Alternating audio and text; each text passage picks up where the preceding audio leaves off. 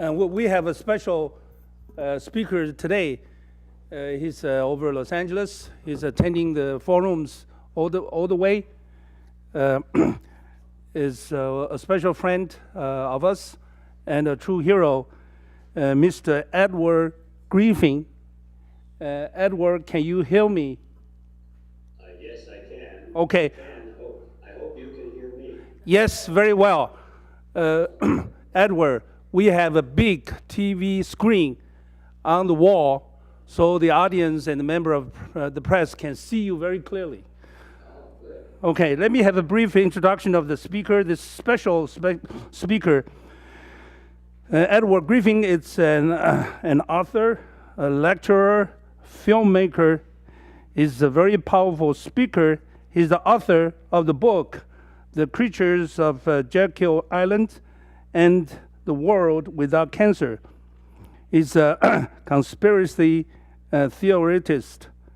Is one of the renowned interviewers in the films Agenda, Grinding Down America. We have very special honors and pleasures to have him to speak from Los Angeles to the forum at the Congress now. It's yours, Edwards. Go ahead. Thank you so much for that. I hope the transmission is good. I'm sort of in a rural location right now, and as you can probably see out the window, it's raining, and I'm connected to the internet by satellite, and when it rains, sometimes the connection is not so good. So anyway, I hope that is not the case today, but the important thing is that we are together, and I mean that not in the physical sense because we are separated by many, many miles, but we are together in thought and in purpose and in determination to make a better world. I want to thank you for inviting me to participate in this. I consider it to be a very incredibly important effort to build global support for the people of China who are trying to break away from the bonds and the tyranny of communism. And I really salute you in your effort, and I pledge to help in any way that I can. Now, not only just for the people of China, but for those everywhere in the world who face a similar totalitarian master. And increasingly, that includes the people in America as well. I know many of you, I've spoken to some of you, I've spoken at great length to Charles Lee, and by the way, thank you, Charles, for setting this up to invite me today. But I know that you've seen both sides of the ocean, and you know that what's happening in America and in many other parts of the world is gradually beginning to look more and more like it does in China. And as I was thinking about what I could say that would be meaningful today, I was thinking of that well-known quotation. I think it was first attributed to Will Durant, who said, "Those who do not know history are doomed to repeat it." Regardless of who said it, we know that's true. And unfortunately, many people in the world do not know history, and they are repeating some of the worst mistakes of history. It caused me to reflect on one of the most common repetitions and mistakes of history, and that is that for thousands of years, we have seen one tyranny overthrown by another. People have risen up at great cost in treasure and sometimes in blood to overthrow a terrible regime. And finally, when they're successful and all the smoke settles out, they find out that they've replaced it with something just as bad or worse. And that is because they did not know the lesson of history. The lesson, this particular lesson, is that you have to know what you want as well as what you do not want. It's easy to know what you do not want if it's in the form of tyranny. You see it, and you say, oh, this is bad. This is a bad dictatorship, or it's a bad system. You must overthrow it. And we don't give too much thought of what we're going to replace it with.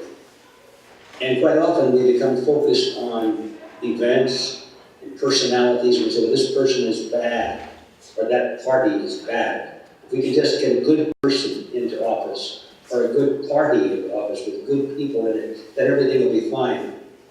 And often no one looks carefully at the system itself.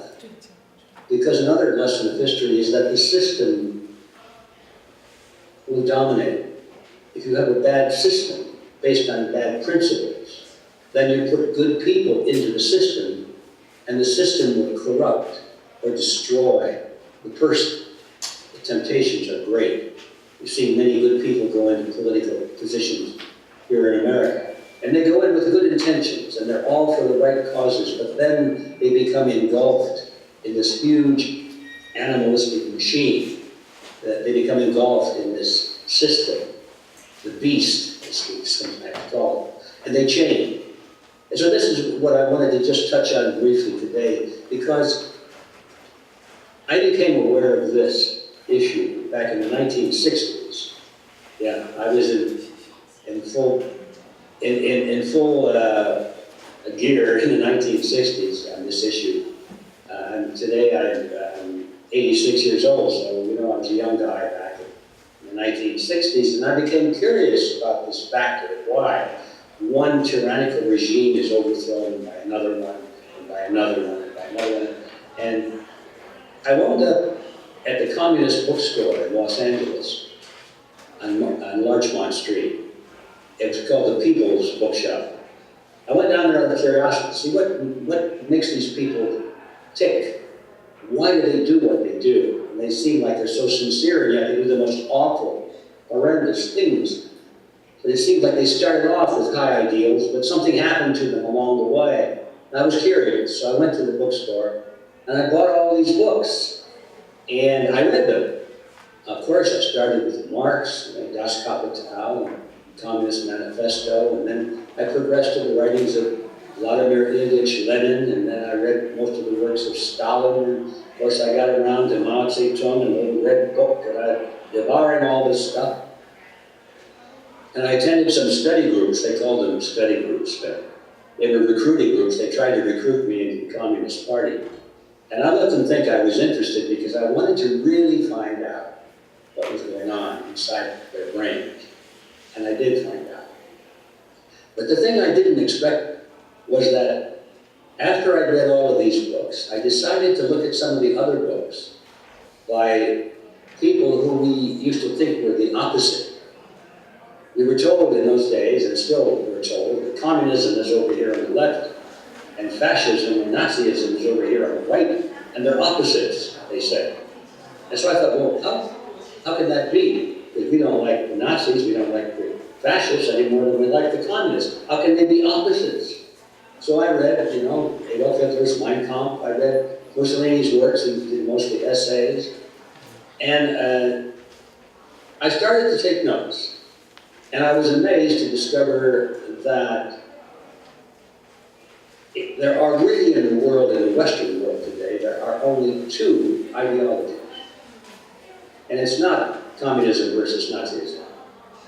Two ideologies. One is called collectivism, and the other is called individualism. Those are the only two. The rest are merely words and variants. Now, on the individualism side, there is only one coherent statement of that ideology. But on the collectivism side, there are 100 variants. They all have different labels. But if you peel off the label and look underneath, you find that they're all the same, exactly the same. I'm talking about communism, fascism, Nazism, socialism, liberalism, left-wingism, antifaism, progressivism, all these words, the left, they mean nothing. They mean nothing. They're just labels. When you peel off the label and say, okay, what do these people believe? They all believe the same thing. And so you can replace communism with fascism and you wind up with the same thing. You can replace fascism with liberalism or something else, give it a different name, doesn't make a difference what the name is, and you wind up with the same thing, which is why history repeats itself over and over I made a list of 8 beliefs that were common to all variants of collectivism, including communism. I'd like to just touch on them here, and I know we don't have time to turn this into a full seminar or anything like that. But I just want to set the record straight that there are 8 things that are the essence of communism, and those are the things why communism is so dreadful. It's not because of the people that run it, it's because of what they believe. And they believe the same as the Nazis and the fascists and the socialists and all the rest. Here they are. The first one has to do with the origin of human rights. Collectivists believe that rights are granted by the state. Individualists believe that rights come from God. They come from the universe. They come with the human.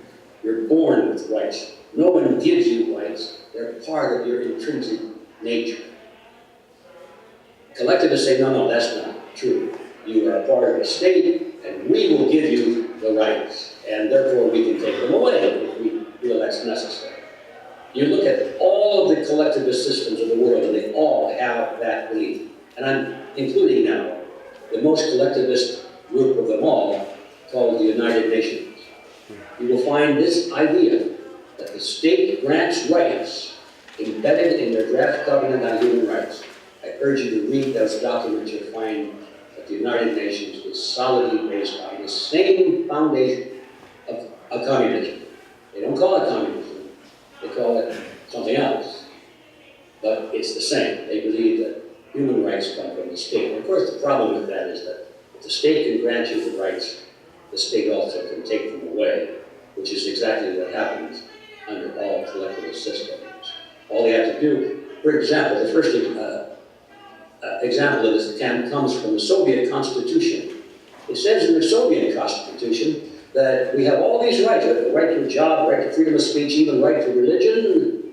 Yes, it's all in the Soviet Constitution. People have these rights. But then how come they don't enjoy the rights?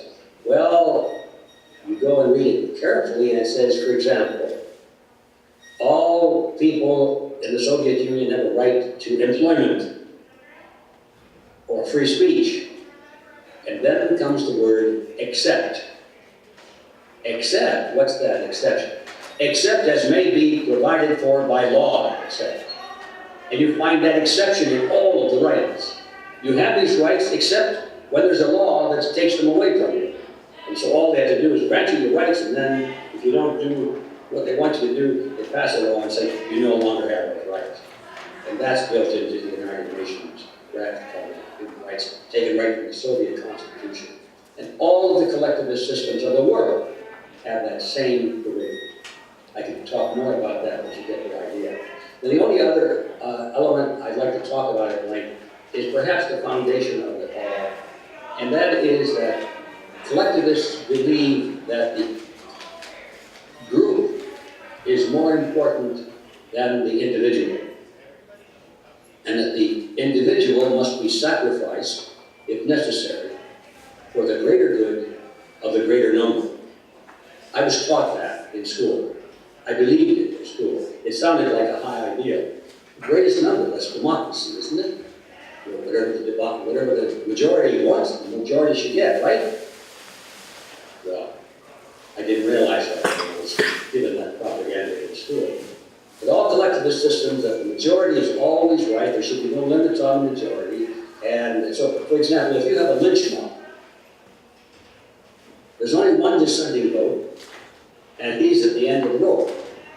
So if you believe in pure democracy, you must have to say lynch mobs are okay. Obviously not a good idea.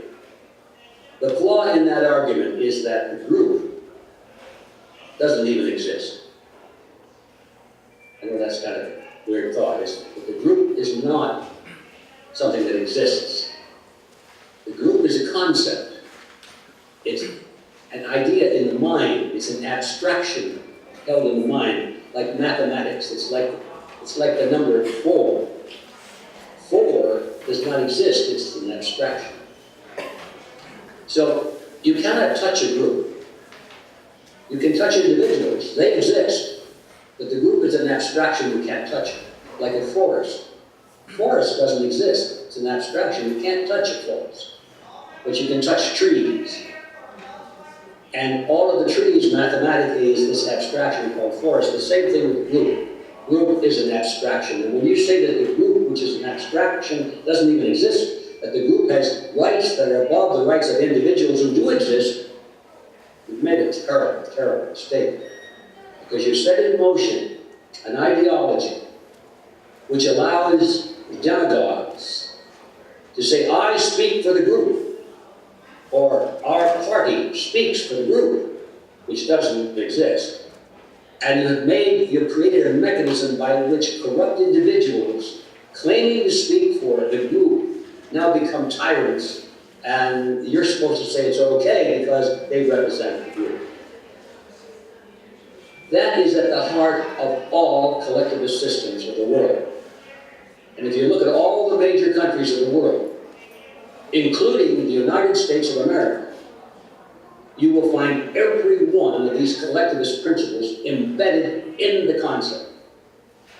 All major countries of the world are no different than communism, except by name or degree. And it's movement, it's always moving. Collectivism may start off small, but it never stops. It grows, and grows, until finally it's total. It's like saying a little pregnancy is okay. No, pregnancy has to go full term. Collectivism has to go full term. It always ends up in total government control over people, over every citizen, in the name of speaking for the people. We speak for the people. But yet they don't. They speak only for the rulers of the party, the ruling structure. That is a common element of all forms of collectivism. And you find it in all the major countries of today, not just China. All of them. And they're growing. This is a global problem. I'll just touch on some of these other principles. Now we'll wrap it up. I know we're out of time.